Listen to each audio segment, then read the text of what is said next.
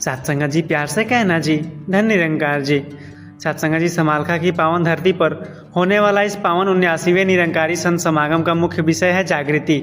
यह केवल एक शब्द नहीं बल्कि इस समय की सबसे बड़ी आध्यात्मिक और व्यवहारिक मांग है। जब इंसान अज्ञानता और मोह की गहरी नींद से जागता है तभी उसकी जिंदगी का असली सफर शुरू होता है। सत्संग जी, जागृति का सीधा और सच्चा अर्थ है भीतर का होश। हम सब आंखें खोलकर इस संसार में घूम रहे हैं, काम कर रहे हैं, पैसा कमा रहे हैं, लेकिन आध्यात्मिक दृष्टि से हम अभी भी सोए हुए हैं। हम इस शरीर को ही अपना सब कुछ मान बैठे हैं और इस शाश्वत सत्य को भूल चुके हैं कि हमारे सबसे पास बैठा या निरंकार परमात्मा ही हमारा असली आधार है। कबीर जी ने इस भीतरी सोती हुई अवस्था और जागृति के महत्व पर एक बहुत ही सुंदर बात कही कि कबीर सोता क्या करे, उठी न भजे भगवान, जा मैं कू तो ही मिलन था, 100 दिन गया अजान। सत्संग जी, कबीर दास जी कहते हैं कि हे इंसान, तो ज्ञानता की इस गहरी नींद में सोया हुआ है, उठ और सबसे पास बैठे इस भगवान का सुमिरन कर। जिस मनुष्य जीवन में तुझे इस परम सत्ता से मिलना था, उस अनमोल समय को तू अज्ञानता में गंवा रहा है। सत्संग जी, समागम का यह जागृति विषय हमें यही याद दिलाने आया है कि अब जागने का समय आ गया है। इस झूठे संसार की मोह माया से ऊपर उठकर अपने अंग संग रहने वाले मालिक को पहचानना ही सच्ची जागृति है। सत्संग जी, महान पाश्चात्य मनोवैज्ञानिक और विद्वान कार्ल जुंग ने कहा था कि जो इंसान केवल बाहर की तरफ देखता है वह सपने देखता रहता है, लेकिन जो इंसान अपने भीतर झांकना शुरू करता है वह वास्तव में जाग जाता है। इस 79वें समागम ने मन की हर एक कली जगा डाली। जो सोए थे अज्ञान के गहरे अंधेरों में उम्र भर से, इस जागृति के नूर ने उनकी जिंदगी ही बदल डाली। सत्संग जी, हमारी जिंदगी में सबसे ज्यादा दुख और अशांति तब होती है जब हम नासवान चीजों को परमानेंट मान लेते हैं। हम सोचते हैं कि यह पद, यह पैसा, यह झूठी मान प्रतिष्ठा हमेशा हमारे साथ रहेगी। इस भ्रम की नींद से जागना ही समागम का मुख्य संदेश है। सत्संग जी, आधुनिक युग के महान दार्शनिक और आध्यात्मिक लेखक जिद्दू कृष्णमूर्ति ने जागृति पर एक ही बात कही कि वास्तविक जागृति तब शुरू होती है जब आप अपने विचारों के प्रति पूरी तरह सजग हो जाते हैं। जब आप बिना किसी पूर्वाग्रह के खुद को देखना शुरू करते हैं तो भ्रम के सारे जाले टूट जाते हैं। सत्संग जी, कबीर जी ने संसार के इस भ्रम और सोई हुई मानवता पर कहा था कि कबीर जग सोता भया, जैसे काठ करंदा, करम करम सब कोई करे, हरि सोना ही धंधा। सत्संग जी, कबीर जी कहते हैं कि पूरा संसार इस कदर सोया हुआ है जैसे लकड़ी का बेजान रंदा होता है जो बस एक ही ढर्रे पर चलता रहता है। लोग सुबह से शाम तक सांसारिक कर्मों और इच्छाओं की दौड़ में तो लगे रहते हैं, लेकिन सबके पास मौजूद इस हरि से उनका कोई सरोकार नहीं होता। समागम का जागृति थीम हमें इस यांत्रिक जीवन से बाहर निकालता है। जब आप सुबह उठकर सबसे पहले सर्वव्यापी सत्ता का शुक्राना करते हैं और हर कर्म को इसकी रजा मानकर करते हैं तो आप जागृत अवस्था में जीने लगते हैं। फिर आपकी जिंदगी की हर मुश्किल आसान हो जाती है क्योंकि आप भ्रम की नींद से बाहर आ चुके होते हैं। सत्संग जी, जब तक इंसान के भीतर मैं यानी अहंकार रहता है तब तक वह कभी जाग नहीं सकता। अहंकार ही वह पर्दा है जो हमें सबसे पास बैठे इस निरंकार को देखने नहीं देता। इस 79वें समागम का यह विषय हमारे इसी भीतरी अहंकार को तोड़ने का एक महाअभियान है। सत्संग जी, सूफी मत के विद्वान और रहस्यवादी इब्न अरबी ने इस भीतरी एकता पर एक बहुत ही सुंदर सत्य कहा था कि आप तब तक सत्य को नहीं जान सकते जब तक आप अपनी संकीर्ण पहचान को नहीं मिटा देते। जब मैं मिटता है तो केवल यही परमात्मा बचता है जो आपके सबसे करीब है। सत्संग जी, कबीर जी ने अहंकार को मिटाने और जागृति के इस अद्भुत मिलन को अपनी इस प्रसिद्ध साखी में पिरोया है। जब मैं था तब हरि नहीं, अब हरि है मैं नाही, प्रेम गली अति साकरी, ता मैं दो न समाही। सत्संग जी, जब तक भीतर मैं का वास था तब तक मुझे सबसे पास खड़े इस हरि के दर्शन नहीं हुए, लेकिन जैसे ही संतों के संग से मेरे भीतर जागृति आई और मेरा अहंकार मिटा, वैसे ही हर तरफ केवल यह निरंकारी नजर आने लगा। सत्संग जी, प्रेम की यह गली इतनी सक्रिय है कि इसमें अहंकार और परमात्मा दोनों एक साथ नहीं रह सकते। इस बार के समागम का मुख्य उद्देश्य यही है कि हम सब अपनी संकीर्ण दीवारों जैसे जाति पाति, धर्म, ऊंच नीच और भाषा के भेदों से ऊपर उठकर इस एक निरंकार के धागों में पिरोए जाए। सत्संग जी, जब यह जागृति आती है तो नफरत अपने आप खत्म हो जाती है और पूरी मानवता अपना परिवार लगने लगती है। सत्संग जी, अहंकार का पर्दा हटा तो भीतर का दिया जल उठा। इस जागृति के महाकुंभ में हर एक राही मचल उठा। अब ना कोई बैर है किसी से, ना कोई पराया है यहाँ। इस निरंकार की शरण में आकर पूरा जहां बदल उठा। सत्संग जी, 79वें निरंकारी संत समागम का यह मुख्य विषय जागृति साक्षात सतगुरु बाबा हरदेव सिंह जी महाराज के उस दिव्य जीवन और उनकी विचारधारा का ही प्रतिबिंब है। उन्होंने 36 वर्षों तक संसार के कोने कोने में जाकर सोई ही मानवता को जगाने का महान कार्य किया। बाबा जी का पूरा जीवन ही जागृति की एक जीती जागती अनमोल किताब थी। उनके विचारधारा का केवल एक ही मूल मंत्र था कि इंसानी जीवन तब तक अधूरा है जब तक वह अपने सबसे पास बैठे इस निरंकार परमात्मा को पहचान कर आत्मिक रूप से जाग नहीं जाता। तो सत्संगा जी आइए सतगुरु बाबा हरदेव सिंह जी महाराज के पावन जीवन की उन प्रेरक कहानियों और उनकी अमर विचारधारा को इस जागृति विषय के साथ जोड़कर समझते हैं। सत्संगा जी बाबा हरदेव सिंह जी महाराज का मानना था कि सच्ची जागृति केवल विचारों में नहीं बल्कि हमारे व्यवहार में आनी चाहिए। उनका एक परम पावन और अमर संदेश पूरी दुनिया के लिए मार्गदर्शक बना। कुछ भी बनो मुबारक है, पर पहले तुम इंसान बनो। बाबा जी समझाते थे कि इंसान धार्मिक होने का दावा तो करता है, लेकिन वह मानवता के प्रति सोया हुआ है। यदि आपके भीतर करुणा, दया और सहनशीलता नहीं है तो आपकी आंखें बंद है। कबीर जी ने इस भीतरी सोई हुई धार्मिकता पर एक बहुत ही खरी साखी कही है, जो बाबा जी की विचारधाराओं से पूरी तरह मेल खाती है। कबीर सोता क्या करे, जागी न जपय मुरारी, एक दिन सोवन होई गो, लंबे पांव पसारी। सत्संग जी कबीर जी सचेत करते हैं कि हे मानव, तो इस संसार की झूठी नींद में क्यों खोया हुआ है? जाग और अपने पास विराजमान इस मुरारी का स्मरण कर। एक दिन ऐसा आएगा जब यह शरीर शांत हो जाएगा और तुझे हमेशा के लिए लंबे पैर पसार कर सो जाना होगा। सत्संग जी सतगुरु बाबा हरदेव सिंह जी ने अपने जीवन के हर पल से हमें यही सिखाया कि इस जीवन की असलियत को जान लेना और जाग जाना ही मानुष जन्म की सार्थकता है। सत्संग जी विश्व प्रसिद्ध दार्शनिक और विद्वान इमैनुएल कांट ने भी जागृति के इसी व्यवहारिक रूप पर कहा था कि ज्ञान का अंतिम उद्देश्य केवल जानना नहीं है, बल्कि उस जानने को अपने आचरण और कर्मों में ढालना है। बाबा हरदेव की रहमत ने हर सोए हुए मुसाफिर को जगाया है, नफरत की तंग गलियों से निकालकर प्यार का रास्ता दिखाया है। इस 79वें समागम का जागृति संदेश बस यही याद दिलाता है कि जिसके अंग संग है निरंकार, उसने ही सच्चा सुकून पाया है। सत्संग जी सतगुरु बाबा हरदेव सिंह जी के पावन जीवन की एक बेहद भावुक और प्रेरणादायक घटना है, जो यह सिद्ध करती है कि एक जागृत सतगुरु का हृदय कैसा होता है। सन 1980 में जब पूज्य बाबा गुरबचन सिंह जी महाराज जी की शहादत हुई तो पूरे निरंकारी जगत में गहरा दुख और आक्रोश था। हर तरफ युवाओं के मन में प्रतिशोध की भावना जाग रही थी। ऐसी अत्यंत कठिन और संवेदनशील घड़ी में युवा उम्र में ही बाबा हरदेव सिंह जी महाराज ने सतगुरु के रूप में गुरुगद्दी की जिम्मेदारी संभाली। पूरी दुनिया देख रही थी कि अब बाबा जी का क्या कदम होगा, लेकिन एक जागृत और दिव्य गुरु का निर्णय संसार से बिल्कुल अलग होता है। बाबा जी ने अपने पहले ही प्रवचन में पूरी मानवता को जागृत करते हुए एक ऐतिहासिक बात कही कि रक्त की नालियां बहाने से दुनिया नहीं सुधरेगी, हमें प्यार की नदियां बहानी होगी। खून नालियों में नहीं, नाड़ियों में बहना चाहिए। सत्संग जी यह विचार सुनते ही भटके हुए मन शांत हो गए और प्रतिशोध की आग क्षमा और शांति के जल में बदल गई। महान रोमन सम्राट और दार्शनिक मार्कस ऑरेलियस ने भी भीतरी संयम पर एक बहुत ही सुंदर विचार कहा कि सबसे बेहतरीन बदला यह है कि आप अपने दुश्मन जैसे न बने, अपने भीतर की शांति को कभी मत खोइए। सत्संग जी बाबा जी ने इसी भीतरी जागृति और सहनशीलता को समाज का आधार बनाया। कबीर जी की यह साखी बाबा जी के इसी दयालु स्वरूप को पूरी तरह परिभाषित करती है। कबीर जहाँ ज्ञान तहाँ धर्म है, जहाँ झूठ तहाँ पाप, जहाँ लोभ तहाँ काल है, जहाँ क्षमा तहाँ आप। सत्संग जी जहाँ सच्चा ज्ञान होता है वहाँ धर्म स्वतः आ जाता है, और जहाँ क्षमा होती है वहाँ साक्षात निरंकार परमात्मा स्वयं निवास करता है। बाबा हरदेव सिंह जी ने पूरी दुनिया को सिखाया कि सच्ची जागृति कभी ईंट का जवाब पत्थर से देने में नहीं, बल्कि अपनी सहनशीलता से सामने वाले के भीतर के अहंकार को दूर करने में है। जब आप दूसरों की गलतियों को क्षमा करके आगे बढ़ते हैं तो आपकी जिंदगी अपने आप बहुत आसान और पवित्र हो जाती है। सत्संग जी सतगुरु बाबा हरदेव सिंह जी महाराज की विचारधारा केवल भारत तक सीमित नहीं थी, वे पूरी वसुधा को एक परिवार मानते थे। उन्होंने ग्लोबल विलेज की परिकल्पना को आध्यात्मिक रूप दिया। वे विदेशों के सुदूर क्षेत्रों में भी गए और वहां रहने वाले लोगों को एहसास कराया कि चाहे हमारी भाषा, वेशभूषा और खान पान अलग हो, लेकिन हमारे भीतर धड़कने वाली आत्मा और हमारे सबसे पास रहने वाला यह निरंकार प्रभु एक ही है। सत्संग जी अल्बर्ट आइंस्टीन भी कहते हैं कि हम सब एक ही ब्रह्मांडीय ऊर्जा के हिस्से हैं। जो इंसान खुद को दूसरों से अलग समझता है वह केवल अपनी सोच के भ्रम में ही जी रहा है। बाबा जी ने इसी भ्रम को तोड़ा और जात पात, ऊंच नीच के भेदभाव से मानवता को जगाया। कबीर जी भी इसी सामाजिक जागृति पर कहते हैं कि जात पात पूछे नहीं कोई, हरि को भजे सो हरि का होई। सत्संग जी इस पावन निरंकारी मिशन और 79वें समागम का यही सबसे बड़ा व्यवहारिक संदेश है कि परमात्मा की नजरों में कोई जाति या धर्म बड़ा या छोटा नहीं होता। जो भी इंसान सच्चे दिल से इस पास बैठे मालिक से नाता जोड़ लेता है वह इसी का रूप हो जाता है।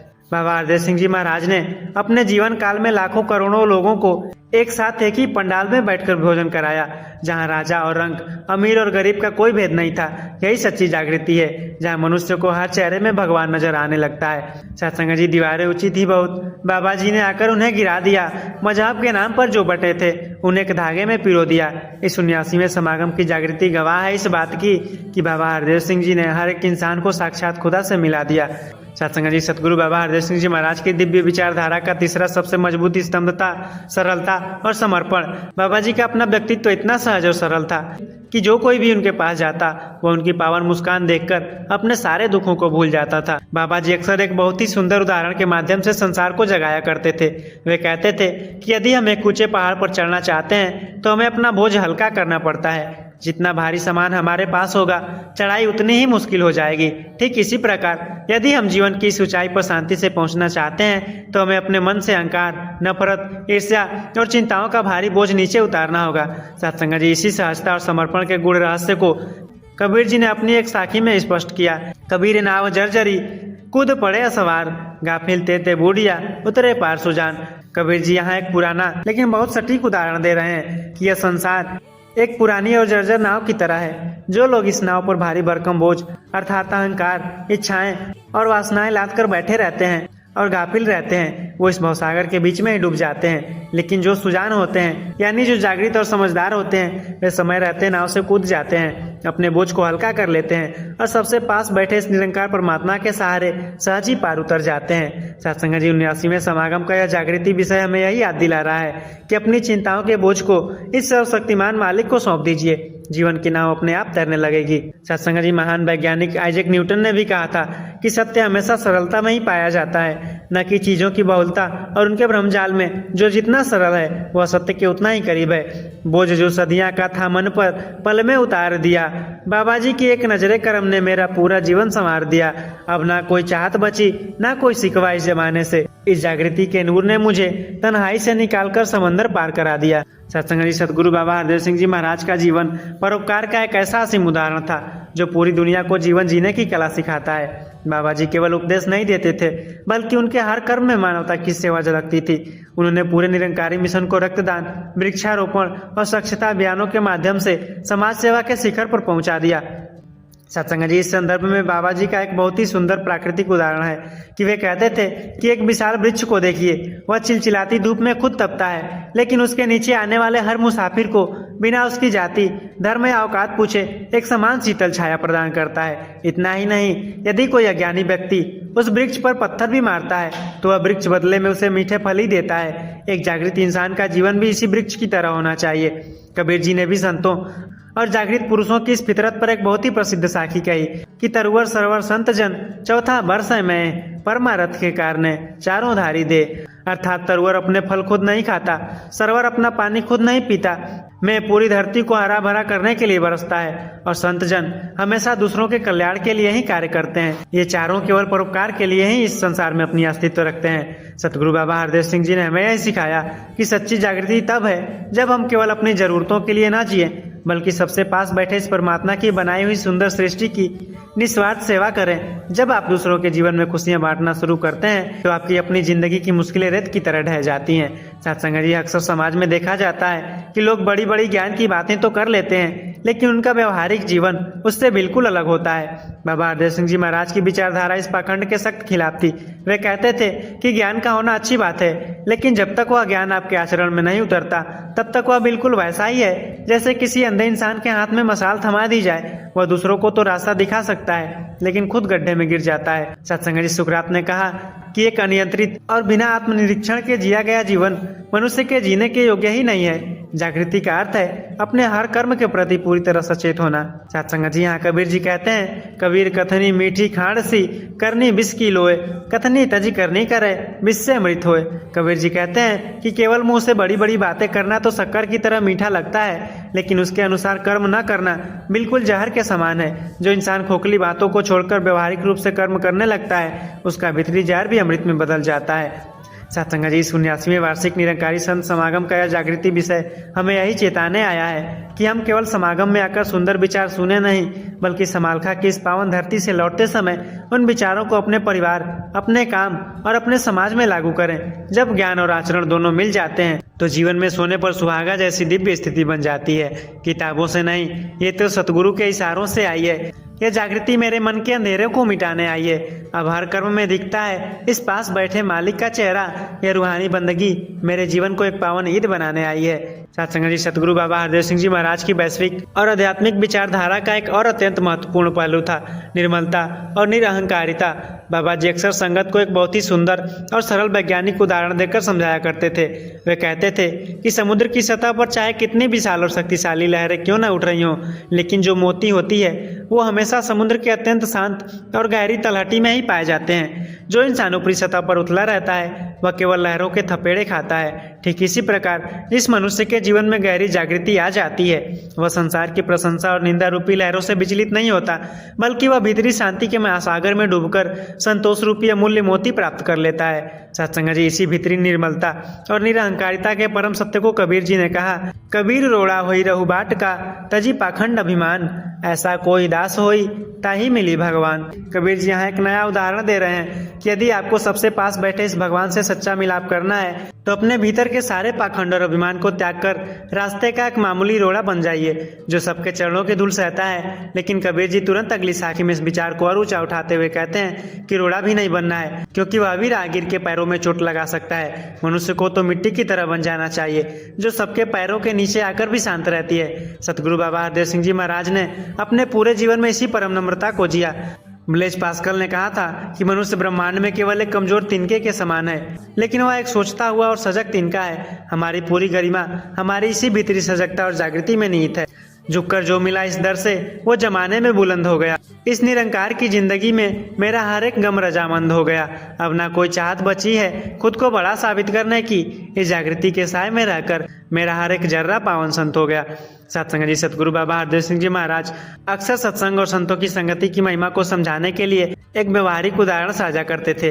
वे कहते थे कि लोहार की दुनिया में रखा हुआ लोहा जब तक धूल और कचरे के संपर्क में रहता है तब तक उस पर जंग लगी रहती है और उसकी कीमत कम हो जाती है। लेकिन वही लोहा जब एक कुशल कारीगर के हाथ में गुजरकर एक पारस पत्थर के संपर्क में आता है तो अपनी सारी कालिमा और जंग को छोड़कर बहुमूल्य सोना बन जाता है। संतों का यह पावन समागम भी उसी पारस पत्थर की तरह है जहाँ आकर वर्षों से अज्ञानता की नींद में सोई हुई आत्माएं अचानक जागृत हो जाती हैं। कबीर जी ने कहा, कबीर पारस रूपी संत है लोहा रूपी जीव, परसी भय कंचन भय मिट गया दूजा पीऊ।